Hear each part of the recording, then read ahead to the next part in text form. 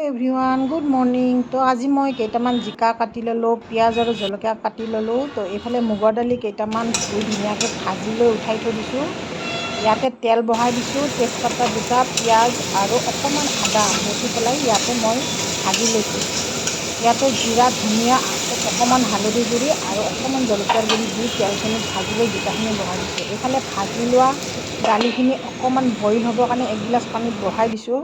তো আপোনালোকে চাব পাৰে জিকাখিনি ধুনীয়াকৈ ভাজি লৈ ইয়াতে যাতে পানী এটোপালো নাথাকে এনেকৈ ভাজি ল'ম। লৈ মই বহাই দিয়া যিটো মুগৰ দালি সেইটো অলপ অলপ ফাট মেলিলে মই এই জিকাখিনি ওপৰতে বহাই দিম। তো আপোনালোকক ৰেচিপিটো দেখালোঁ, কেনে লাগিল জনাব। এইফালে দালিটো হৈ গ'ল। ইয়াতে মই এক্সট্ৰা পানী নিদিওঁ, যিখিনি পানীত বহাই দিছিলোঁ এগিলাচ পানী সেইখিনি পানীতে মই ইয়াতে বহাই দিলোঁ। তো আপোনালোকে চাব পাৰে সোৱাদ অনুযায়ী নিমখ দিম মই ইয়াতে। সোৱাদ অনুযায়ী নিমখ দিলোঁ মই। আপোনালোকে কেঁচা জলকীয়া এনেকৈ কাটি লৈ পেলাই দিব, গোন্ধটো ভাল আহে।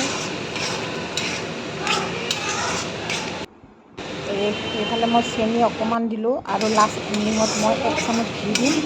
তো এনেকৈ ৰেচিপিটো বনালোঁ ৰাতিপুৱা। তো আপোনালোকে এনেকৈ বনাই খাবচোন।